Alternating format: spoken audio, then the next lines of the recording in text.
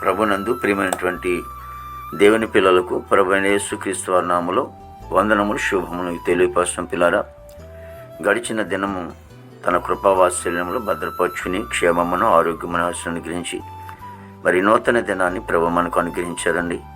2025 సంవత్సరము 6వ నెల 23వ దినాన్ని ప్రభు మనకు అనుగ్రహించి మరి రోజు దేవుని వాక్యం అండి.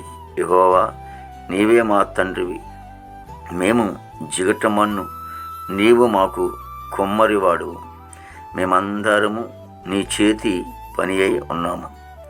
యెషయా గ్రంథము 64వ అధ్యాయము 8వ వచనమండి. దేవుని వాక్యం సెలవిస్తుంది. వాక్యం నమ్మదగినది, పూర్ణాంగీకరమునకు యోగ్యమైనది. మరి భక్తుడు దేవుని పోలుస్తుంటున్నాడు. దేవుడు ఆయన మా తండ్రివని, మేమైతే జిగట మట్టివని, కానీ కుమ్మరివాడు మేమందరము కూడా నీ చేతి పని అయి ఉన్నామని.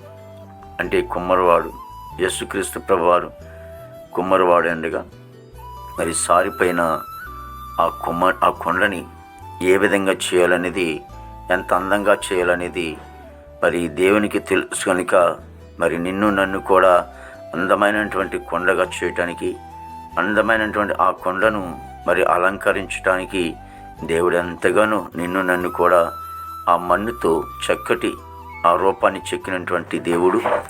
అలాంటి దేవాది దేవుడు, మహోన్నత దేవుని మన మనసారా ఆరాధించినప్పుడు, కొనియాడుతూ ఉన్నప్పుడు మరి దేవుడు ఎంతగానో మనల్ని కాపాడుతూ మరి ఆయన సన్నిధిలో మనము నిత్యము కూడా ప్రభుని స్తుతిందాం, గణపరుద్దాం.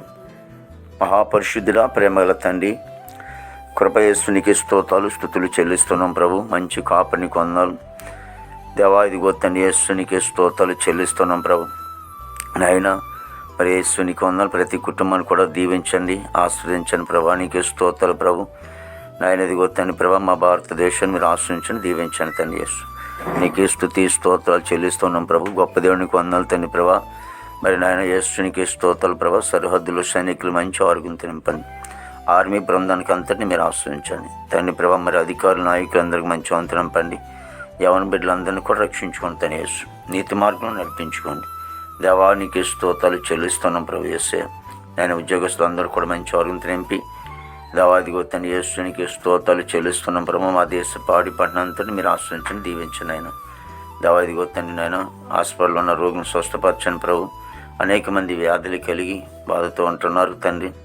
నేను అందరూ కూడా మంచి వంతు నింపండి బాబు. నీకు స్తోత్రాలు, స్వస్థతలు దయచేయండి తండ్రి. నీకు వందలు తండ్రి దేవా. మాది ఇదిగో తండ్రి ప్రభా. మరి నాయన జైల్లో ఉన్న బిడ్డలకు విడుదల తెచ్చండి. కోర్టు గోడలు, ఎక్కువ గోడలను కూడా కొట్టివేసి ప్రభా యేసునికి స్తోత్రాలు ప్రభా.